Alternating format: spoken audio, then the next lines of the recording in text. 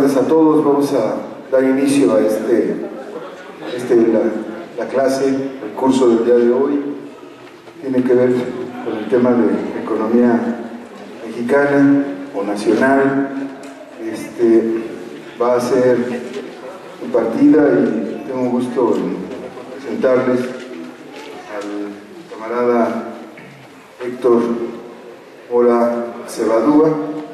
Él es activista sindical e investigador en asuntos del mundo del trabajo, fundador y coordinador de la revista Al Filo en el mundo de los trabajadores. Además es maestro de química en CCH Vallejo y él integra las filas del STUNAM, el Sindicato Nacional de Trabajadores de la Universidad Nacional Autónoma de México.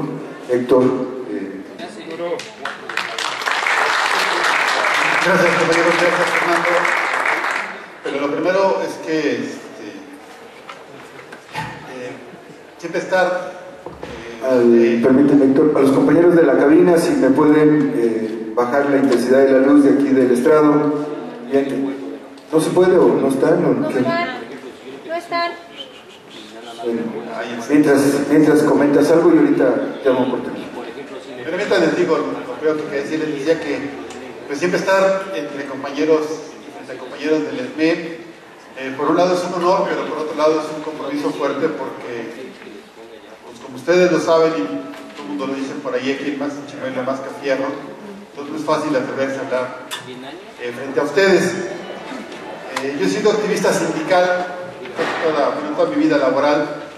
Primero participé bastantes años en la CENTE y luego ahora por las cosas laborales, pues principalmente en el STUNAM, que como ustedes sabrán, pues ambos sindicatos padecen de indemocracia, falta de participación, es una brega muy difícil atraer compañeros, lograr que participen, lograr que seamos solidarios, pero bueno, pues es parte de nuestro trabajo.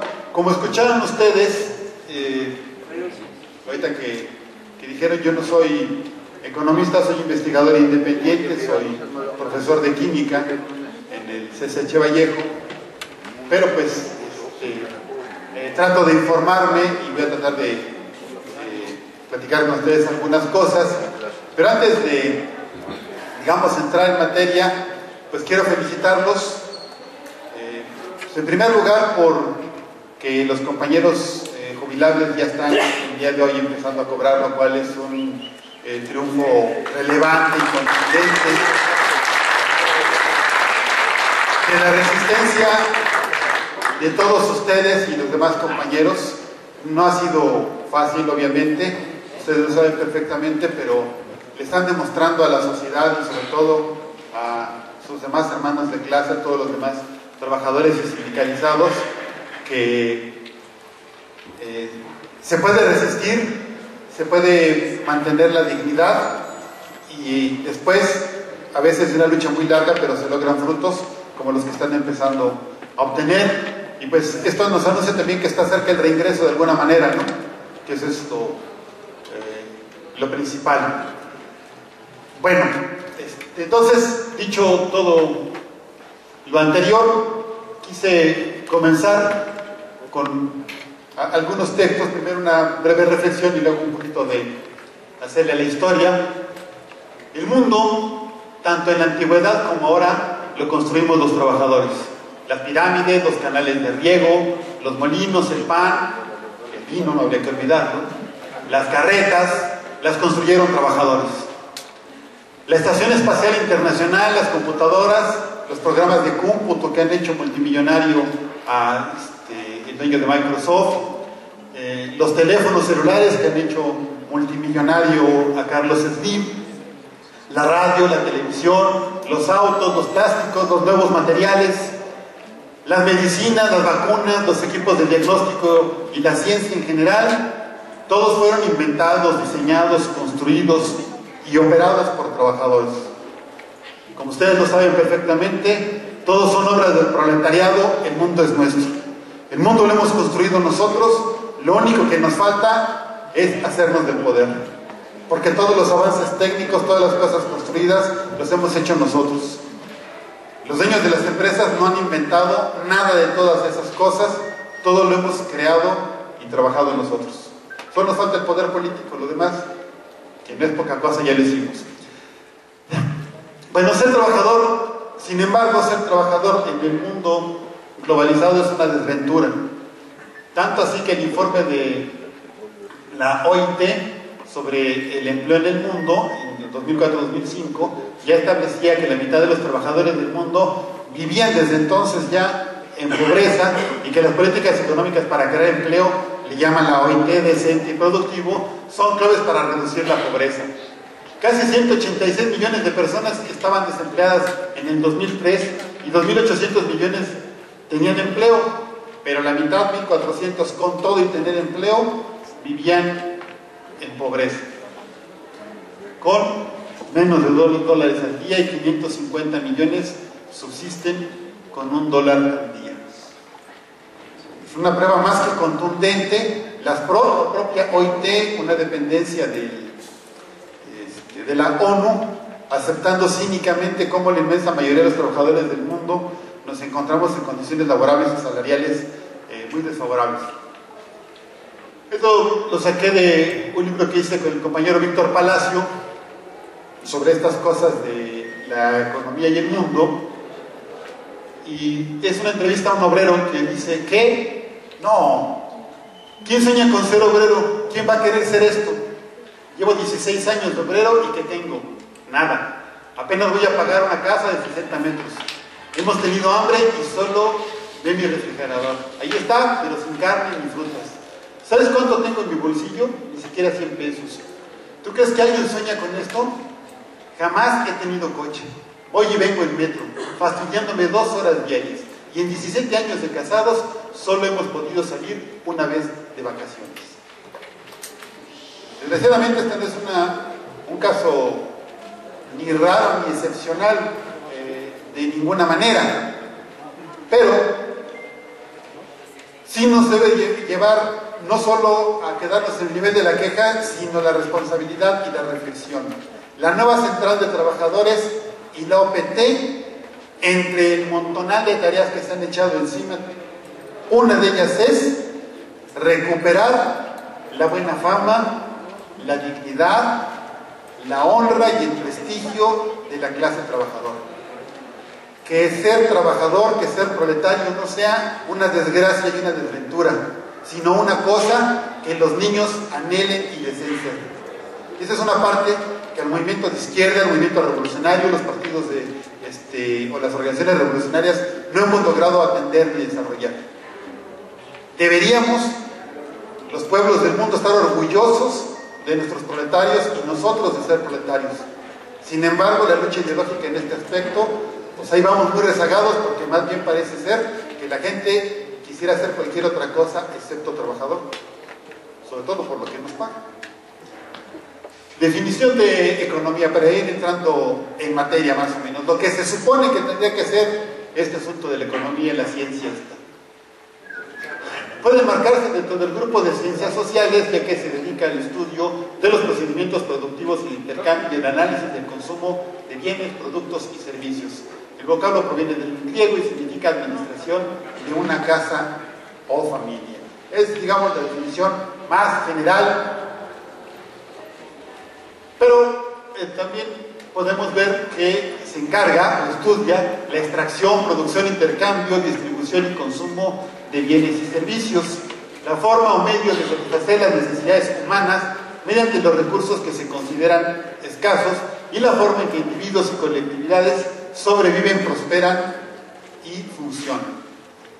Puede decirse que la economía es la ciencia que estudia cómo se organiza una sociedad para producir sus medios de existencia, que distribuidos entre sus miembros y consumidos por ellos, permiten a la sociedad producirlos de nuevo, proveyendo así de forma constantemente renovada la base material para el conjunto de la reproducción, para el conjunto de la reproducción de la sociedad en el tiempo.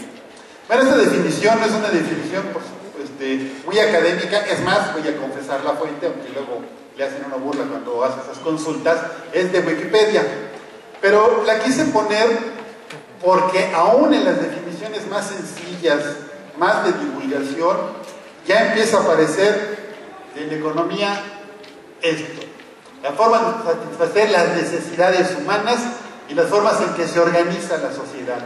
Sin embargo, la economía actual, la economía oficial, incluso la economía académica, casi nunca hace referencia a estos asuntos y se limita a darnos toneladas y toneladas de cifras que nos marean, que nos hacen perdernos en ellas y que a veces no nos explican casi nada. Y en algunas ocasiones, incluso lo más valioso de la información que nos proyectan es lo que no nos están diciendo. La siguiente, por favor. Bueno, originalmente esto se llamaba economía política. Fue introducido por el cuate ese, que no me voy a arriesgar a intentar la pronunciación. Todos ustedes saben leer, entonces, lo que dice ahí. El Toño, pues. En 1615, y se utilizó para el estudio de las relaciones de producción. Un asunto fundamental. ¿Cómo se relacionan los seres humanos para producir? Lo que decíamos hace rato, especialmente entre las tres clases principales de la sociedad capitalista de aquel entonces: los propiamente capitalistas, el proletariado y los señores terratenientes, en contraposición con las teorías fisiocráticas en las cuales la tierra era el origen de toda riqueza. La economía política propuso, primero con Adam Smith, la teoría del valor trabajo, según la cual, y creo que esta es la que reivindicamos todos los proletarios actualmente en el mundo, el trabajo es la fuente real del valor. La fuente real de riqueza es el trabajo. La diferencia entre un producto y otro es la cantidad de trabajo que tiene incorporado, y eso les da valores de cambio diferentes. Al final del siglo XIX, el término economía política fue paulatinamente abandonado por el término economía, como quitándole el filo, usado por quienes buscan abandonar la visión clasista de la sociedad, reemplazándola por el enfoque matemático, axiomático y no valorativo de los estudios económicos actuales. Aquí, permítanme, ya que estoy haciendo uso de la palabra, pues abusar de las tareas para la OPT y para la nueva central, pues también hay una gran tarea muy importante: luchar contra esta forma de economía que despolitiza, que enajena, que trata de no informar y solo enredar y hacernos creer que el mundo está bien porque una parte muy reducida de él se ve beneficiada. Y por otro lado, y va a salir más adelante en otras diapositivas, para la OPT y la nueva central, tarea importantísima es que tenemos que convertirnos en fuentes de información. Todas las fuentes de las gráficas que nos traigo en esta ocasión y todos los libros que uno consulta son fuentes del gobierno. ¿De dónde sale que los gobiernos burgueses corruptos como el de Peña o ultraderechistas como los dos anteriores nos iban a dar información fidedigna, honesta y clara a los pueblos y las clases trabajadoras?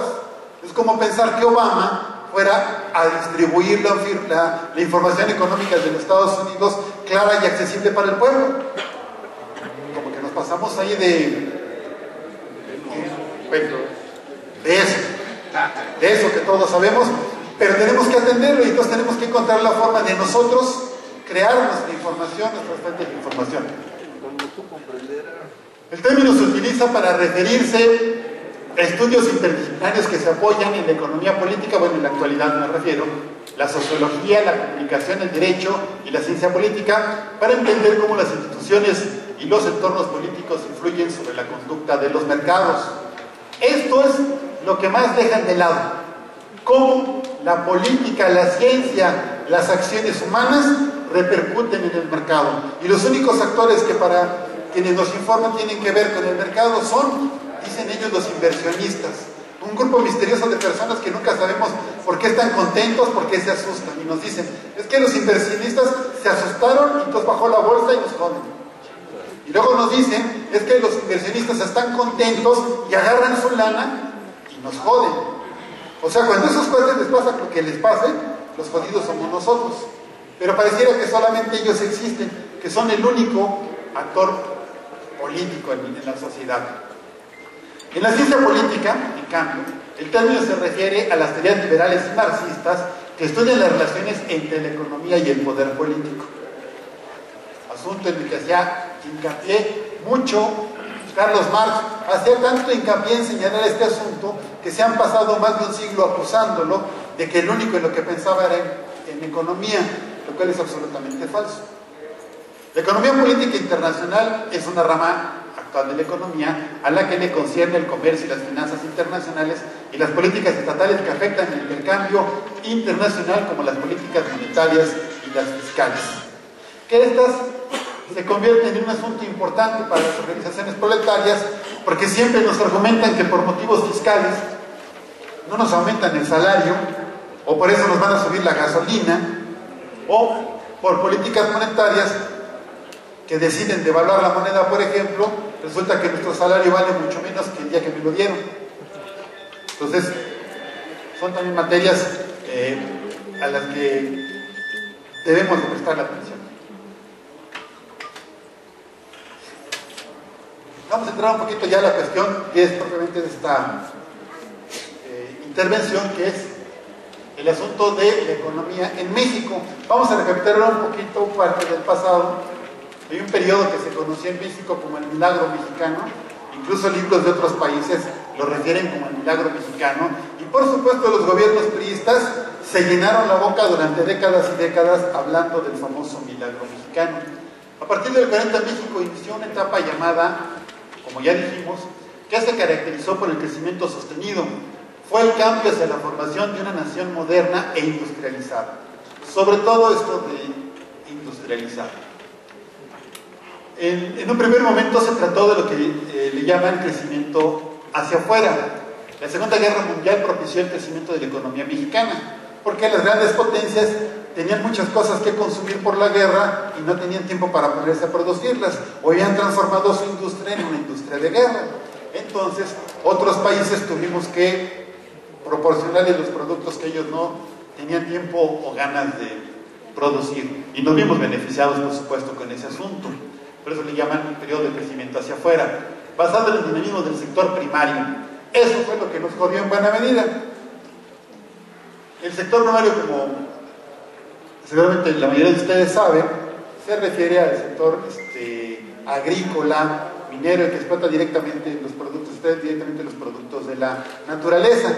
Y nosotros, bueno, no nosotros, los gobiernos priistas, corruptos e incompetentes de estos periodos, en vez de aprovechar la coyuntura y no solamente impulsar el sector primario, hubieran desarrollado mejor el secundario, que es de industrialización, nos hubiera ido mejor. Pero no, nos dedicamos a venderles mangos y piñas y luego estarles comprando los jugos y las frutas ya procesadas.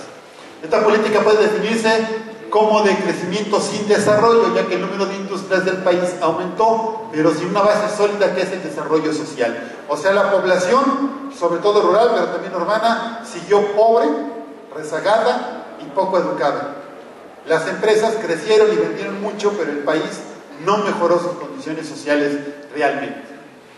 Y tampoco había competencia o libre competencia entre las empresas, por lo que vamos a comentar qué pasó en parte con eso. Durante el mandato de Ávila Camacho se observó una notable estabilidad política y un crecimiento económico. El Producto Interno Bruto, o sea, la suma de todo lo que las riquezas que genera un país, fue creciendo cada año a un ritmo de 7.3%. Si ustedes recuerdan, los últimos años los gobiernos se la pasan haciendo pronósticos. Dicen, vamos a crecer al 3.1. Y para febrero dicen, bueno, no tanto, va a ser al 2.9. Y luego más adelantito, no, va a ser al 2.7. Que se compara con estas cifras de crecimiento, ¿no? Están 3 veces por encima de aquello. Los regímenes de Ávila Camacho y Miguel Alemán proporcionaron los medios para alentar el crecimiento económico, la consolidación del mercado interno y la inserción de México en la economía mundial.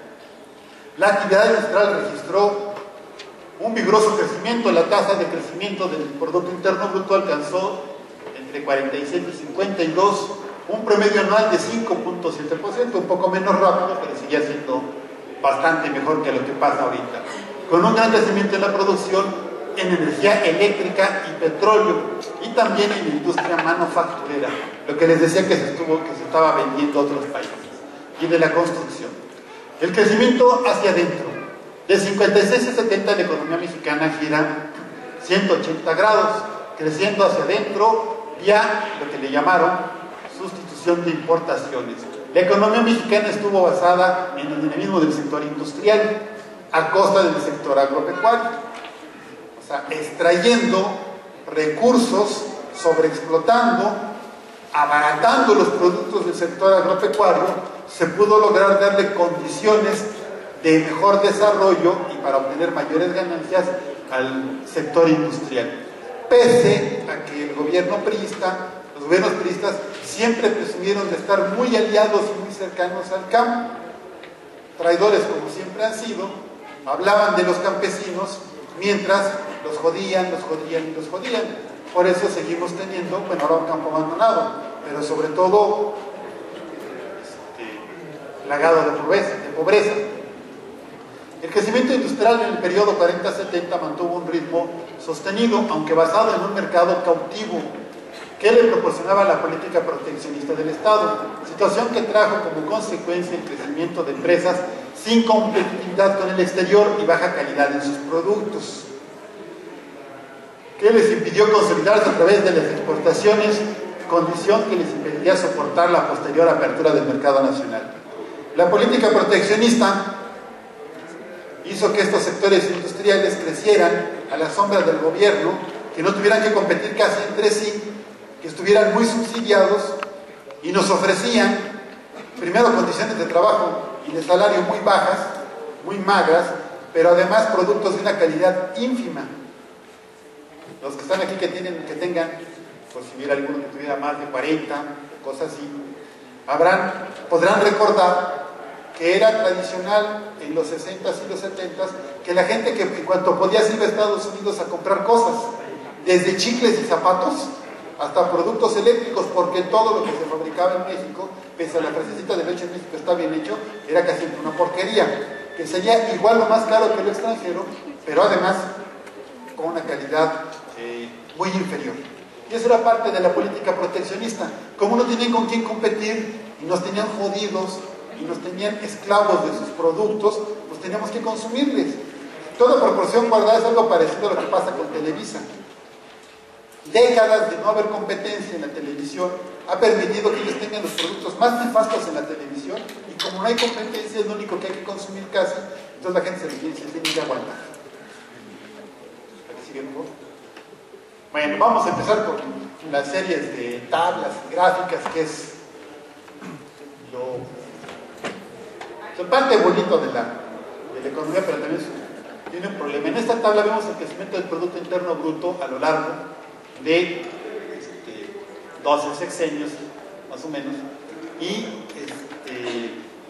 vemos el crecimiento del Producto Interno Bruto y vemos algunas otras variables. Vemos cuando acaba el periodo, el PIB a pesos constantes que se generó ese Producto Interno Bruto, el crecimiento anual de ese Producto Interno Bruto, la tasa promedio anual de crecimiento este es el total del crecimiento del sexenio, el crecimiento anual del Producto Interno Bruto y el crecimiento per cápita en el sexenio, o sea, por persona. Este asunto de per cápita incluso ya no lo utilizan tanto los economistas porque es una broma pesada. Según el Producto Interno Bruto, cada uno de nosotros gana al año más o menos $15,000. Es una majadería, ¿no? Ni siquiera hemos visto $1,000 menos 15,000. Bueno, pero sí dividen toda la riqueza entre toda la población, y si se repartiera justa y honestamente, más o menos eso nos tocaba. O sea que el país no está tan jodido, los jodidos nada más somos los trabajadores. Bueno, vemos con el general Lázaro Cárdenas. El PIB fue de 77 miles de millones de pesos, creció 30% en su sexenio y cada año a un ritmo de 4.5. Y bueno, fue creciendo. Si ustedes ven, el monto va creciendo, lo cual es natural, no es para que lo presuma nadie mucho, porque va creciendo la población y se va desarrollando la industria y la productividad en un país, pues es natural que el Producto Interno Bruto vaya creciendo. Lo que está mal es que crezca muy despacio o más despacio que la población, o bien que decrezca. Pero lo normal, y que no debiera ni siquiera presumir ningún gobierno, es que el Producto Interno Bruto debe crecer. Aquí vemos el monto de crecimiento, primero fue 30, 43, 40, 45, 47, anda por esos rangos, y viene una caída estrepitosa. ¿Cuándo? Cuando llega la pandilla de traidores al gobierno del país. O sea, desde Miguel de la Madrid viene una caída estrepitosa. De estar creciendo 45% en 5 años el Producto Interno Bruto, pasa a crecer solamente 1%. O sea, nada. Prácticamente nada en 6 años. Fue la reconversión industrial. Fue el despido masivo de burócratas y de trabajadores en muchos sectores. Y ese fue el costo para el país. No solo nuestra pobreza, sino también el estancamiento económico. Con Salinas creció 25%. Pero mucho ojo, en la economía, en general las estadísticas, todas te decían que hay varias formas de mentir, ¿no? Una, decir mentiras. Otra, no decir la verdad directamente. Y otra, las estadísticas. Aquí tenemos ejemplos. Aquí tenemos el crecimiento absoluto. Aquí tenemos el crecimiento relativo. Este porciento es respecto al periodo anterior. Este porciento es respecto al periodo anterior. Entonces, después de tener un periodo en el que no hay casi nada de crecimiento, crecer el 25% no es algo muy digno ni muy bueno. Al contrario, es quedarse muy limitado. Luego, con Zedillo, llegó hasta el 22%, y con los gobiernos panistas, pues otra vez una caída. Ellos que dijeron que llegaban con honestidad, a impulsar el mercado, a cambiar el país, a quitarnos de encima la escoria del PRI, pues hicieron el trabajo todavía peor que los priistas. Y no es fácil hacer las cosas peor que los priistas. Tienen su mérito los señores. No es cualquier cosita. Bueno, vamos a la siguiente. Bueno, aquí vamos a ver ahora la inflación contra la devaluación. Otra vez es este asunto de los sexenios. Con Cárdenas la inflación fue del 40%. El valor del dólar estaba en 4.85, la devaluación fue de 34%, el salario mínimo al final de su periodo estaba en 2.50. La variación fue del 67%, o sea, del aumento del salario, y el poder de compra decía el 66%. Bueno, ahora, con Ávila Camacho, la inflación se desata hasta 126, pero no hay devaluación, supuestamente. El valor del dólar sigue siendo el mismo, el salario casi se duplica, lo cual se entiende porque si aumenta mucho la devaluación y el sindicalismo todavía medianamente existe, pues deben exigir aumentos salariales. Si hoy hubiera una devaluación de estas, a como están las condiciones de los sindicatos en México, nos fregábamos y nos quedábamos con un salario bajísimo. Afortunadamente en este entonces, a pesar de la enorme corrupción en el sindicalismo, pues todavía había cierta fuerza de reserva en los trabajadores, en la clase trabajadora en general, y no nos fue tan de al tiro mal. Luego con Miguel Alemán, 75% de inflación, y el salario llegó hasta 6.70. Con Ruiz Cortines baja la inflación a 41%, el salario llega hasta 12 pesos, o sea, empieza a recuperar capacidad de compra, capacidad adquisitiva el salario. Adolfo López Mateos es el que, bueno, sigue en 12.50, ha bajado ya mucho la inflación, apenas hasta 14%, y el salario subió 21%. Es un periodo, digamos, casi de gloria en términos de lo salarial para los trabajadores, que se corresponde con lo que estábamos diciendo de la política de impulso a la industria, aunque en este periodo no se vieron beneficiados de igual manera los campesinos. Ellos no les fue así de bien, bueno, relativamente como nos fue a los trabajadores y a los obreros. Con Díaz Ordaz la inflación siguió casi igual y el salario siguió creciendo. Pero con Echeverría la inflación se vuelve a disparar y el salario crece casi igual que la inflación. Ahí empieza el estancamiento salarial. Crece la inflación y crece casi igual el salario. Miren, aquí está Echeverría. 126 de inflación y el salario aumenta 120%. Casi lo mismo. Entonces no creció el salario en este periodo. Hubo un estancamiento. Los que ya estén muy grandes, o bueno, no tan grandes, recordarán que sus papás platicaban que casi cada semana aumentaba el salario y estaban aumentando los precios. Y aumentaba el salario y aumentaban los precios. Parecía que hasta una broma medio macabra. Con López Portillo ya, que es el preámbulo para el salinismo, bueno, para esta corriente, la inflación llegó a 417%. Y el salario subió 680%. O sea, creció más que la inflación. Sí, por eso que, ¿por qué dije? Ah, sí, dije yo, ¿por ciento? No, bueno, pues, entonces, hay un crecimiento importante del salario. Hay que recordar que en este periodo, lo que ocurre con el gobierno de López Portillo es la continuación de un enfrentamiento de los ricos del norte contra el gobierno primero de Echeverría y luego de López Portillo, y hubo una extracción de capitales para reventar a los gobiernos priistas, extremada por parte de esta corriente empresarial, y buscaron, como solían hacerlo los priistas, una alianza con el sector obrero, con los trabajadores, y pues una forma de hacerlo era mejorar las condiciones salariales. Con Miguel de la Madrid, pues todavía está peor el asunto, llegamos a 4.030 de inflación, y ya también la moneda está enloquecida, tanto la moneda como la inflación. La economía está hecha verdaderamente un asco, un revoltijo. Por eso reciben casi con bombos y platillos sectores empresariales, no todos, pero algunos sectores empresariales sí, a Carlos Salinas de Gortari, porque él prometía poner orden en todo este asunto. El primer orden que hizo fue esta devaluación encubierta de quitarle 3 ceros al pesito. Redujo la inflación de 4 dígitos a 3 dígitos.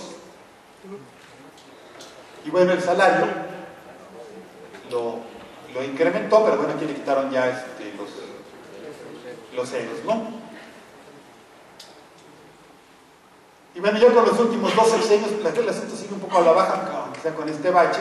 Ya con los últimos 2 sexenios, lo que tenemos acá es inflaciones ya más controladas, pero siguen siendo todavía altas, una devaluación también de 2 dígitos, y por último los salarios, pues en la condición en la que los conocemos actualmente, ¿no?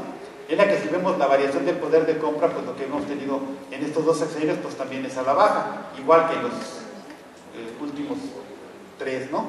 Que lo que se ve que pues, o sea, hay una pérdida de poder adquisitivo porque hay una caída del salario en relación a cómo va la inflación. Le sigue. Bueno, las siguientes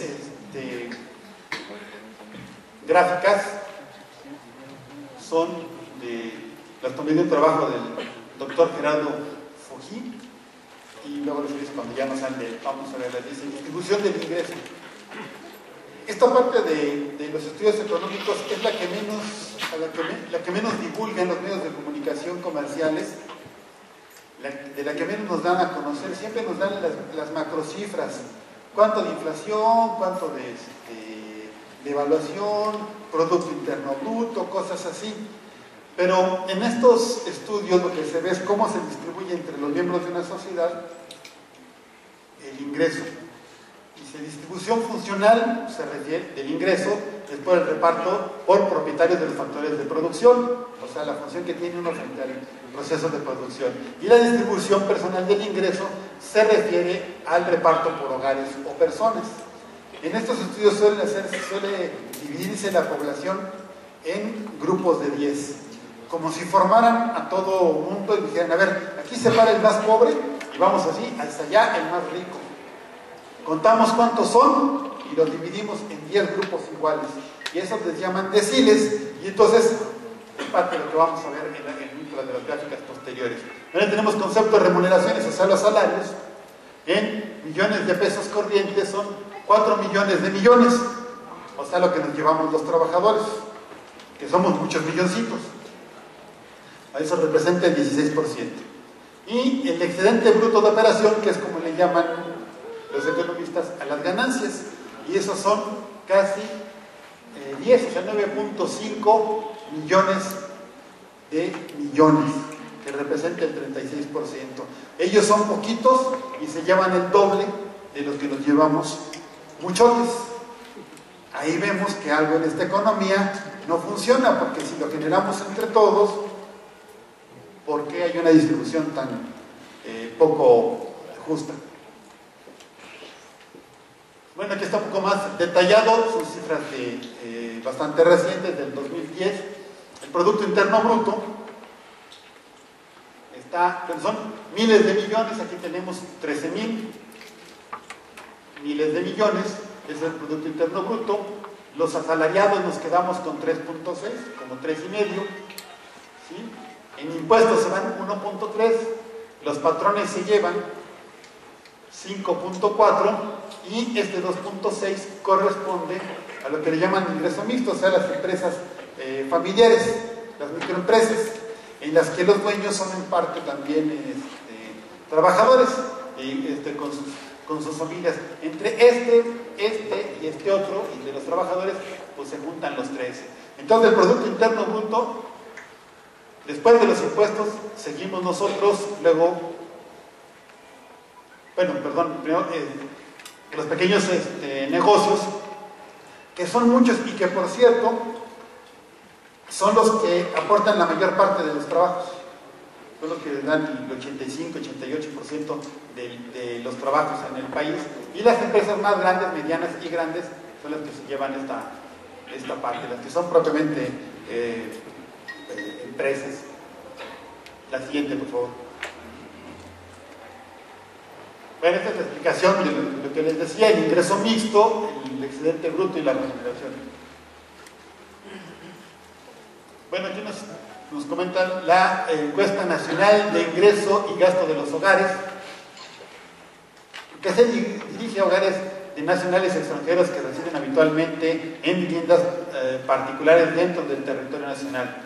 Categorías de ingreso y gasto: ingreso corriente total, gasto corriente monetario, percepciones financieras y de capital, y erogaciones financieras y de capital. O sea, todo eso es lo que se considera para ver cuál es el gasto e ingreso de cada hogar. Siguiente, por favor. Distribución del ingreso total por hogares. Estos que tenemos aquí en números romanos es lo que les decía que son los deciles. Estos son los de más ingresos, estos son los de menos ingresos. Y las cifras están dadas en porcentaje. O sea que el 10% más pobre de la población, en el 92, se quedaba con el 1.1% del Producto Interno Bruto. El segundo, el segundo decil más pobre se quedaba con el 2%, el tercero el 2.7%, el cuarto el 3.4% y así. El 10% más rico de los mexicanos, más favorecidos, que les gusta decirles ahora a los medios, se quedaba con el 33%. El segundo decil más rico, el 13%, y el tercero el 8.9%. De manera que entre estos andan aventando el 50%. El 30% de la población se quedaba en el 92 como con el 50% del Producto Interno Bruto, la riqueza que generamos entre todos los mexicanos. No se ve, aquí está. Ahora vamos a saltarnos, va evolucionando la cosa y vamos a saltarnos al 2010. Los más pobres siguen estando igual de jodidos, nada más tienen 2 décimas más del Producto Interno Bruto. Porque el decil más pobre. El segundo está también apenas 2 décimas superior a como estaba en el 92. Estamos hablando de casi 20 años, 18 años, y los sectores más pobres del país siguen en el mismo nivel en términos de cómo se distribuye el ingreso. Puede ser que tengan mayor capacidad de consumo en un momento dado, pero la injusticia sigue siendo exactamente la misma. Si hay más que repartir, a ellos les toca apenas esos porcentajes mínimos. Y los 3 deciles con mayores ingresos siguen, este se vio beneficiado, estaba en 8.9, está en 9.4, este también se ve beneficiado y este perdió un poquito, punto porcentual.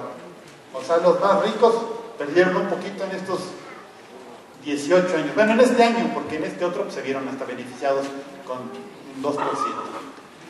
Entonces, ¿qué nos hablan estos datos? De una economía estancada, una situación social como si no estuviera pasando la historia. Mientras se acabó el milenio y empezó el otro, mientras acabó una forma de producción y se generó otra, mientras llegó a su apogeo y entró en crisis el modelo neoliberal, mientras en América Latina los países empezaron a liberarse de la situación económica en la que estaban y a empezar a tener gobiernos más democráticos, más distribuidores del ingreso, en México seguimos exactamente como estábamos en el 92, que no es una condición para nada envidiable.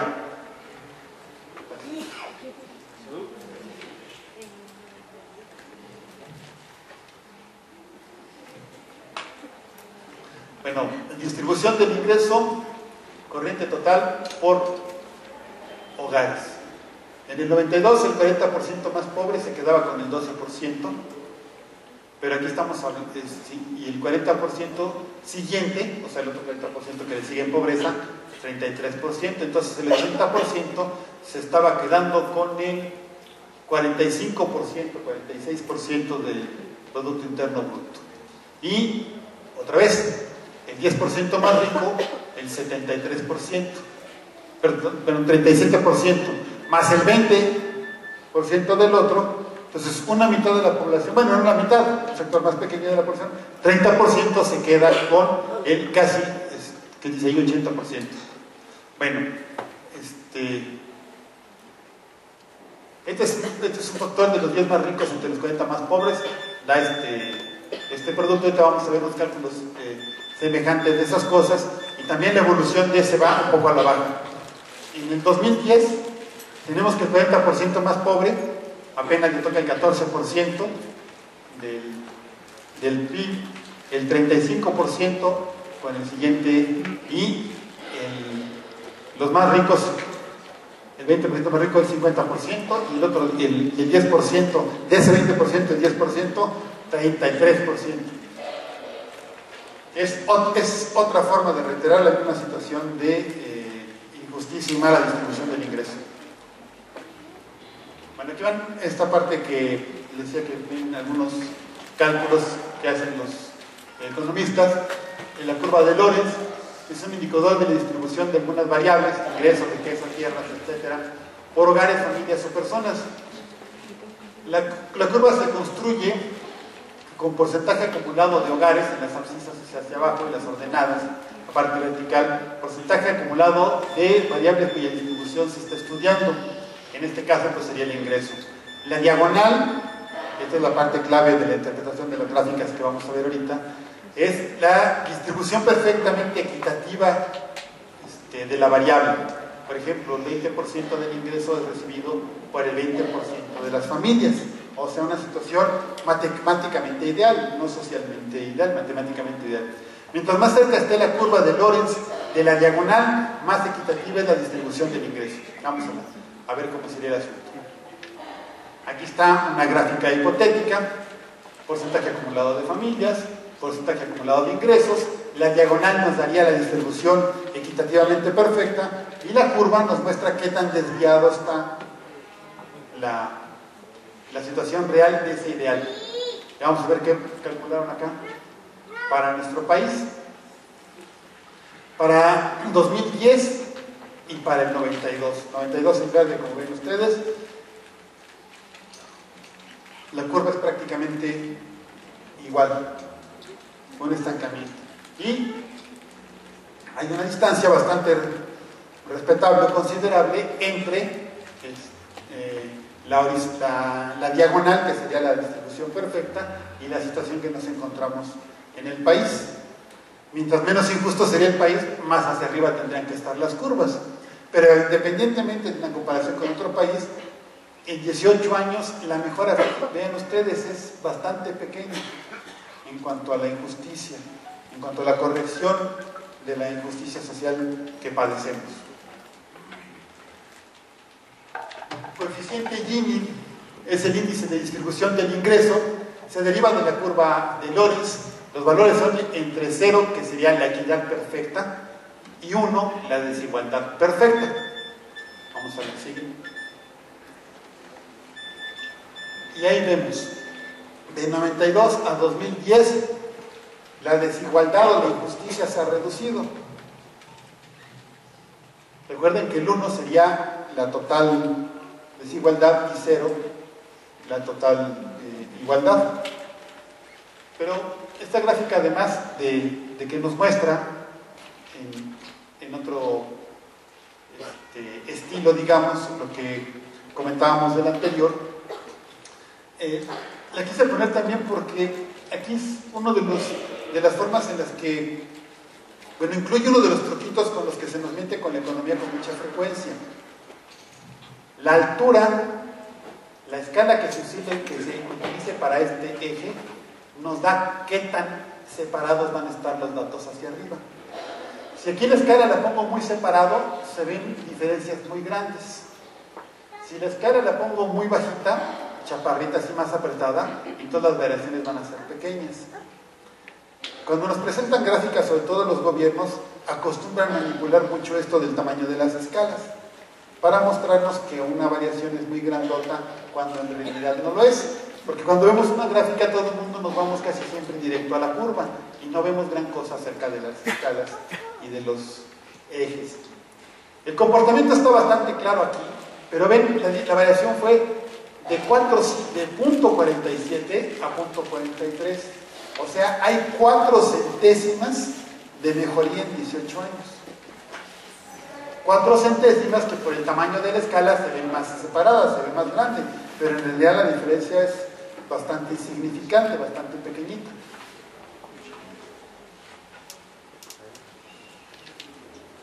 No, aquí quién sabe qué pasó. Ahí sí se ve. Ahí sí se ve. Acá no se ve. Bueno. Estos son, pues ya ni modo, no lo pudimos ver, pero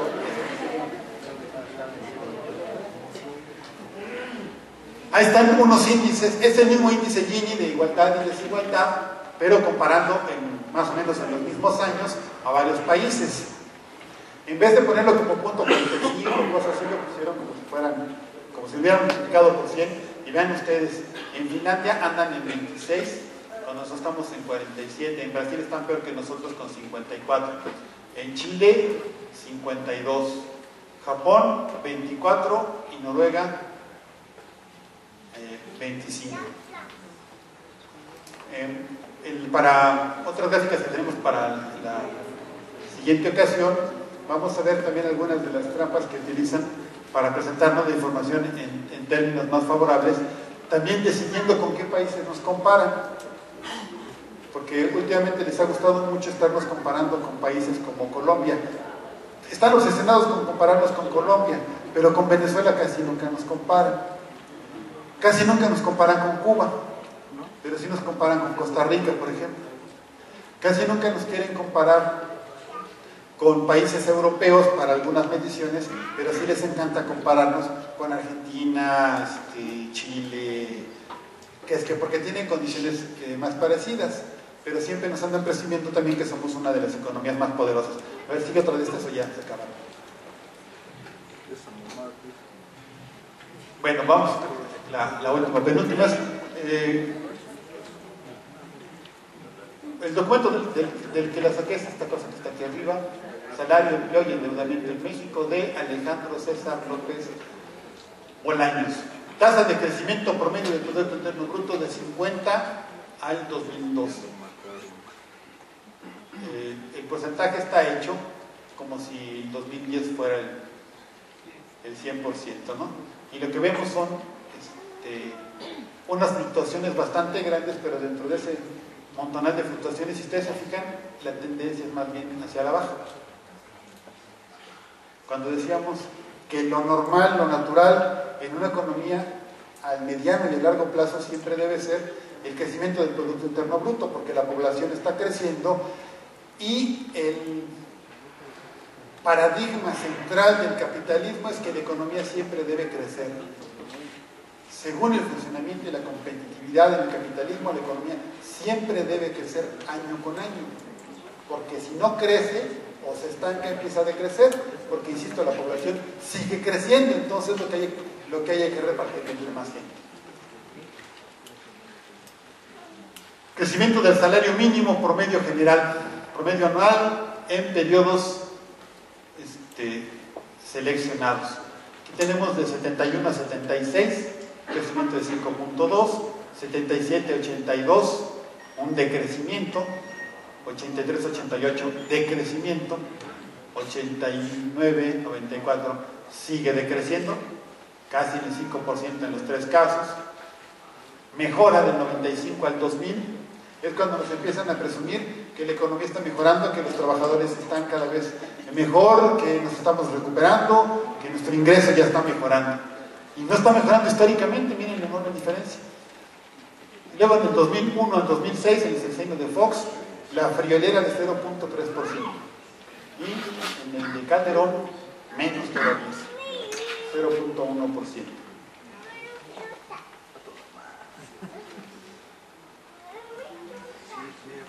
Bueno, remuneración de asalariados y excedente bruto de operación de 70 a 2011.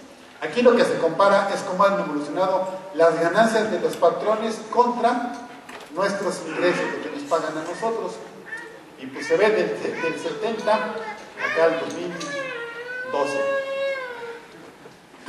Aquí está el excedente bruto de operación, o sea, la ganancia, medio estancada, pero apenas como que quiere crecer. ¿Sí? Y nuestros salarios tienden a decrecer. Y si observamos con cuidado, nos damos cuenta que en esta zona las dos líneas están más próximas. Y en esta zona, o sea, en los últimos años, están más separadas.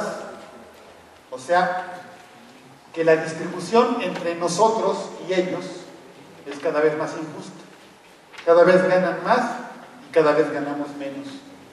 Cada vez ellos pueden ser más ricos y nosotros más pobres.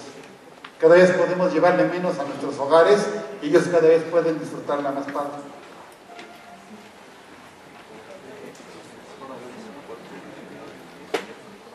Bueno, vamos a dejarlo hasta aquí para que ustedes puedan opinar, comentar, no sé si preguntar alguna cosa. Esta sería la primera parte de la siguiente.